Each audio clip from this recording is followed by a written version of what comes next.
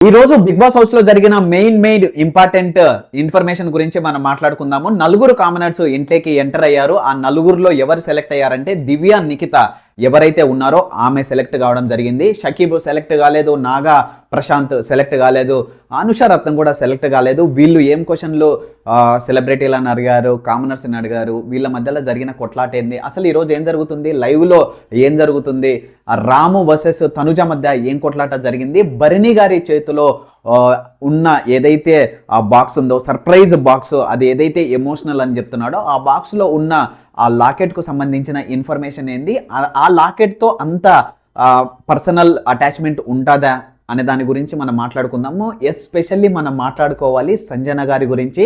సంజన గారికి ఆల్రెడీ 5 నెలల పాపనో బాబో ఉన్నారు. ఆ 5 నెలల బిడ్డను ఆమె వదిలేసి బిగ్ బాస్ హౌస్కి వచ్చింది. ఆమె ఫ్యూచర్ కోసమో, ఫ్యూచర్లో ఆపర్చునిటీస్ కోసమో, ఫైనాన్షియల్గా వాళ్ళ ఫ్యామిలీకి ఎటువంటి ఇబ్బందులు రాకుండా ఫ్యూచర్లో కొంచెం అమౌంట్ సెట్ చేసుకోవాలనో ఏదో పాపం అంత 5 నెలల పాపను బిడ్డను ఆమె వదిలేసి రావడం అనేది అది నిజంగా చాలామందికి గ్రేట్, చాలామందికి ఇన్స్పిరేషను. ఎందుకంటే ఒక తల్లి బిడ్డ కోసం ఏదైనా చేస్తుందని చెప్పడానికి సంజన గారి రీజనే one of the best reason అని నాకు అనిపించింది. మీకు ఎలా అనిపించింది? ఆమెను రకరకాలుగా మాట్లాడుతున్నారు. అవసరమా రావడానికి, ఆమె ఏమన్నా దేశానికి సేవ చేయడానికి వచ్చిందా, ఆమె సొంతం డబ్బుల కోసమే కదా వచ్చింది అని ఏదైతే మాటలు మాట్లాడుతున్నారో నిజంగా తుమ్మినామంటే అది మళ్ళీ జనాలు అట్లా మాట్లాడుతున్నారు కాబట్టి ఆ తుమ్ము నిజంగా సత్యమే. జనాలు అట్లా మాట్లాడుకుంటున్నారు. ఆమె సహాయం చేయడానికి, దేశానికి సేవ చేయడానికి రాలేదు కదా అంటే, దేశానికి సేవ చేయడానికి ఆమె ఎందుకు వస్తుంది? ఏమన్నా ఆమె ఆర్మీలో ఉండేటోళ్ళే ఇటుకు వచ్చినారు బిగ్ బాస్లోకి, అవునా? మళ్ళీ ఆమె ఎందుకు వస్తుంది? రాదు కదా. జెన్యూన్గా మనం మాట్లాడుకోవాలంటే ఆమె బిడ్డ కోసం ఆలోచించిందో, లేకుంటే ఫైనాన్షియల్గా వాళ్ళు స్ట్రగుల్ అవుతున్నారో, ఆమె 5 నెలలు బిడ్డను వదిలి 5 నెలల్లో రావడం అనేది నిజంగా చాలా మందికి ఇన్స్పిరేషన్ అనిపించింది. మీకేమనిపించిందో కింద కామెంట్ రూపంలో మీ అభిప్రాయాన్ని తెలియజేయండి. నిన్న సుమన్ శెట్టి అన్నను చూసి నిజంగా చాలా పాపం అనిపించింది. ఆ అన్న లాస్ట్ ఇద్దరే ఉన్నారు, సంజన గారు, సుమన్ శెట్టి. వాళ్ళిద్దరూ, సుమన్ శెట్టి ఆల్రెడీ చెప్పినారంట, అమ్మ మీరు పోయి కొట్టండి అమ్మ, ఎట్లా మీకు చిన్న పాప ఉన్నారు కదా, నాకు కూడా ఉన్నారు, నాకు కూడా 2 పిల్లలు ఉన్నారు, ఒకరు 10th చదువుతున్నారు, ఒకరు 7th చదువుతున్నారు. నాకు మరీ అంత ఎమోషన్ ఉన్నప్పటికీ నాకంటే మీకు ఎక్కువ ప్రియారిటీ ఇవ్వాలని సుమన్ శెట్టి అన్న మాట్లాడిన మాటలు ఏవైతే ఉన్నాయో మీకేమనిపించింది? నిజంగా నాకైతే హార్ట్ టచింగ్ అనిపిస్తుంది. ఆయన తెలిసి మాట్లాడుతున్నాడా, తెలియక మాట్లాడుతున్నాడా, లేకుంటే స్క్రిప్ట్ ప్రిపేర్ అయ్యి మాట్లాడుతున్నాడా తెలియదు, కానీ నిజంగా హార్ట్ టచింగ్ అనిపించింది. కానీ ఆమె ఎందుకో సంజన ఎవరైతే ఉన్నారో ఆమె పోలేదు అసలు కొట్టడానికి. సుమన్ శెట్టి అన్న పోయినాడు, కొట్టినాడు. దాని తర్వాత 40% బర్న్ అన్నది లాకెట్ ఓపెన్ చేపేయమని చెప్తే బర్నన్న ద్వారా ఆయన బర్నన్ను పోయి రిక్వెస్ట్ చేసుకుంటే, అన్న మీకు ఇష్టమైతేనే కొంచెం ఓపెన్ చేయండి, ఎందుకంటే ఇది నా లైఫ్కు సంబంధించినది, నాకు కూడా కొంచెం బోరింగ్ అనిపిస్తుంది, మా ఫ్యామిలీ నుంచి ఏదైనా ఇన్ఫర్మేషన్ వస్తే నాకు బెటర్గా ఉంటుందని ఆయన చెప్పడం అనేది, సుమన్ శెట్టి అన్న నిజంగా టాప్ 5లో ఉంటాడని నాకు అనిపిస్తుంది. ఎందుకంటే ప్రతి ఒక్క దాంట్లో చాలా జెన్యూన్గా ఉన్నాడు. కామెడీ టైంలో కామెడీ. నిన్న ప్రియాతో కూడా అదే అన్నాడు. ప్రియా అనేది కదా, అన్న నీకు ఇట్లానే నేను ఫేషియల్ చేస్తుంటానన్న, నువ్వు సీజన్ అయిపోయేలోపు మంచిగా తెల్లగా అవుతావన్నా అంటే, నువ్వు ఉండాలి కదమ్మా అన్నాడు. ఉండాలి కదమ్మా అంటే, ఎందుకన్నా మీరు నామినేషన్లో లేరు కదా, మీరు ఉంటారు కదా అంటే, నేను ఉంటానమ్మా నువ్వు ఉండవు కదా అన్నాడు. మామూలు కాదు, మామూలుగా లేదు, సూపర్గానే చేసినాడు. బట్ బరినన్న లాకెట్లో ఎమోషన్ ఉందంటే, జనాలు కుక్కలు తెలుసు కదా, కుక్కలు ఉంటారు, కొందరికి కొన్ని పర్సనల్ థింగ్స్ ఉంటాయి, ఏదైనా కానీ చైన్స్ ఉంటాయి, లాకెట్స్ ఉంటాయి, దానిలకు చాలా అటాచ్ అయి ఉంటారు. వాటిని వదిలి ఎవరు బయటికి రారు. అట్లాగే అమ్మ గురువుకు సంబంధించిన ఒక లాకెట్ ఏదైతే ఉందో వెనకాల ఏదైనా స్టోరీ ఉంటుంది. ఒక మనిషి ఒక దాని గురించి ఎమోషనల్ అయినాడు, అది ఆయన క్యారీ చేస్తున్నాడు అంటే, 100% ఎమోషనల్ ఉంటేనే తీసుకొని వస్తారు. 100% ఉంటుందని నాకు అనిపిస్తుంది. మీకేమనిపిస్తుంది? చాలామంది అదే అంత ఏం లేదు కదా, ఎమోషన్ ఏంది, అమ్మ గురువు అనేది ఏంది, అమ్మ అంటే ప్రతి ఒక్కరికి నార్మలే కదా అని మాట్లాడుకున్నారు. మనము ఎవరి ఎమోషన్ను తేలేము. కొందరికి కుక్కలు నచ్చుతాయి, కొందరికి నక్కలు నచ్చుతాయి, కొందరికి పులులు నచ్చుతాయి. అని పులులతో పోయి సావాసం చేయలేరు కదా. ఇష్టపడతారు, చూస్తారు, థాయిలాండ్ పోతే దాని మీద చేయబెట్టి ఫోటో దిగుతారు, అంతే. సిచ్యువేషన్ బట్టి జనాలు మారిపోతుంటారు. ఓకే, రీతు నిన్న ఓవర్ యాక్షన్ చేసింది. రీతు చేసిన ఓవర్ యాక్షన్ అసలు ఏ విధంగా అనిపించింది? రీతు ఎందుకు ఇంత ఓవర్ యాక్షన్ చేస్తుంది? ఆ చికెన్ ఇచ్చినప్పుడు చికెన్ మా అమ్మ మా అన్న కొడుతూ వస్తున్నారు, వాళ్ళు చికెన్ చేసి పెడతారు బిగ్ బాస్ అని, ఎందుకు అంత ఏడుపు? అసలు ఏంది ఆ ఓవర్ యాక్షన్?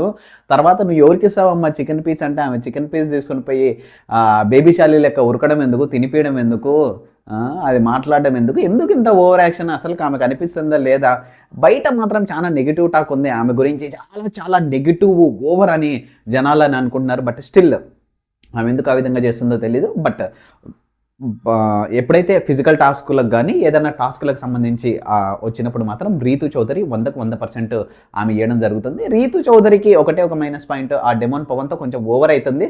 ఓవర్ మామూలుగా కాదు, అది చాలా ఎక్కువ అవుతుంది. ఇంకా తినిపేయడాలు పోయి బాబోయ్ మామూలుగా కాదు. ఇది ఆమెకు మాత్రం 100% నెగిటివే అని నాకు అనిపిస్తుంది.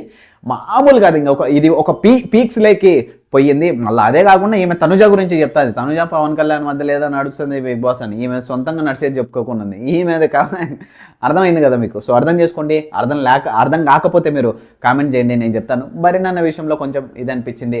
సంజన గారిని చూసి నిన్న హౌస్ మొత్తం ఎమోషనల్ అయినారు. ఎందుకంటే ఆమెకు చిన్న పాప ఉంది, కానీ ఎవరు ఏం చేయలేని సిచ్యువేషన్. బిగ్ బాస్లో ఎవ్వరు ఏం చేయలేరు. ఆయన ఎట్ట తిప్పితే అట్ట తిరగాలి. బిగ్ బాస్ తిరుగు అంటే తిరగాలి, నిలవడంటే నిలబడాలి, మాట్లాడాలంటే మాట్లాడాలి, అట్లా జరుగుతుంది. కాబట్టి ఆమె ఎమోషన్ను గుర్తు చేసుకున్నారు. కానీ ఆమె గేమ్ ఆడుతుందా నిజంగా ఎమోషన్ ఉండొచ్చు అని 80% మంది అన్నారు. 20% లేదు ఆమెకు గేమ్ బాగా తెలుసు, ఏ సిచ్యువేషన్లో ఏ విధంగా ఆడాలనో మంచిగా తెలుసు. ఒక్క దొంగతనం ఎక్కువ చేస్తుంది ఆమె, అదొకటే ఆమె కంట్రోల్ చేసుకోలేకున్నది. కానీ గేమ్ పరంగా ఆమె పర్ఫెక్ట్గా ఉందని చాలామంది అన్నారు. నాకైతే ఆమె ఒక విషయంలో మాత్రం చాలా ఇన్స్పిరేషనే. 5 నెలల బిడ్డను వదిలిపెట్టి బిగ్ బాస్కు రావడం, కొంచెం ఫ్యూచర్ కోసం ఆమె పడుతున్న స్ట్రగుల్ ఏదైతే ఉందో, ఒక మదర్కి నిజంగా చాలా ఎమోషనల్ ఉంటాయి. ఎస్పెషల్లీ బిడ్డలు పుట్టినప్పుడు వాళ్ళని వదిలి రావడం అనేది నిజంగా చాలా ఎమోషనల్. ఈరోజు రాము వర్సెస్ తనుజ కొట్లాట ఏదైతే ఉందో, అది వివత్సమైన కొట్లాట. టీ గురించి ఫ్లోరా వాష్రూమ్లో ఉందంట. ఈ రాము అసలు సరిగా మాట్లాడలేడు. ప్రీవియస్గా మర్యాద మనీష్తో జరిగిన కొట్లాటప్పుడు కూడా ఆయన సరిగా మాట్లాడలేకున్నాడు. మర్యాద మనీష్ రాము రాతోని గదరకడం జరిగింది. నువ్వు నా రావదన్నా, నువ్వు ఫేక్ అన్నా, నిన్ను చూడన్నా, అసలు నువ్వు నాకు ఐ హేట్ యు అన్నా అని ఆర్యాలో డైలాగ్ చెప్పినట్టు చెప్పడం జరిగింది. కానీ రాము రాథోడ్కి ఎగ్జాక్ట్గా ఏం చెప్పాలనో తెలియదు. అదొకటి ప్రాబ్లం ఉంది. ఈరోజు కూడా ఆమె వాష్రూమ్లో ఉంది కదా ఫ్లోరా, ఆమెకు నేను టీ అందియలేను, అందుకు నేను ఆమెను కౌంట్ చేయలేదా అని చెప్పాలని తనుజాకు అనుకున్నాడు. కానీ ఈయన చెప్పేలోపే ఆమె సీరియస్ అయింది. ఆమె చెప్పేలోపే ఈయన బాధపడినాడు. ఈయన బాధపడి ఈడొక మాట ఆడొక మాట ఇంకా అవుతుంది ఇంకొక మాట ఏదో అవుతుంటుంది మధ్యలో. కానీ రాము రాథోడ్ కొంచెం మంచిగా చెప్పలేకపోతున్నాడు ఆయన అనుకునేది అనేది. నేను ప్రీవియస్ వీడియోలో కూడా చెప్పేసినాను, ఈ వీడియోలో కూడా చెప్తున్నాను. అన్న ఇంకా మంచిగా ఓపెన్గా మంచిగా మాట్లాడితే బెటర్గా ఉంటుందని నాకు అనిపించింది. ఇవి ఈ రోజుకున్న విశేషాలు. దివ్య నిఖిత ఎవరైతే ఉన్నారో అగ్ని పరీక్ష కంటెస్టెంట్ బెస్ట్. నేను నిన్నటి వీడియోలో కూడా చెప్పినాను, ఒకవేళ చూడకపోతే ప్లీజ్ చూడండి. నిన్నటి వీడియోలో కూడా ఎగ్జాక్ట్గా చెప్పినాడు, దివ్య నిఖిత సెలెక్ట్ కాబోతుంది, సెలెక్ట్ అవుతుంది. ఎందుకంటే ఆమె సెన్స్ ఆఫ్ హ్యూమర్ ఏదైతే ఉందో అది చాలా మంచిది. అండ్ టాస్క్లు మంచిగా ఆడుతుంది, చూడడానికి మంచిగా ఉంది. ఆమెకు కూడా ఫాలోవర్స్ ఉన్నారు. అందరు చాలామంది అన్నారు నాగమణి కంట ఇంట్లో ఉంటాడంటే, నాగమణి కంట కాదు. నిన్న నేను చెప్పాను, ప్రతిరోజు నేను వీడియోలు చేస్తున్నాను, చూసేవాళ్ళు కొంచెం తక్కువ ఉన్నా, బట్ స్టిల్ నా సైడ్ నుంచి నాకు అర్థమైన ఇన్ఫర్మేషన్ ఏదైతే ఉందో అది మీకు మాత్రం చెప్తూనే ఉన్నాను. లాస్ట్ ఒక మాట మీకు చెప్పాల్సింది ఏంటంటే, ఓటింగ్లో రాము రాథోడ్ ఫస్ట్ ఉన్నాడు. ఫ్లోరా సైని ఆల్రెడీ నిన్న ఇమ్యూనిటీ వచ్చింది ఆమెకు, ఇమ్యూనిటీ ద్వారా ఆమె సేవ్ అయింది. కాబట్టి ఫ్లోరాకు అంత ఏం లేదు ఇప్పుడు, అంటే ఆమెకు సేవ్ అయింది కాబట్టి ఓట్లు ఆమెకు ఎవరు వేయకున్నారు.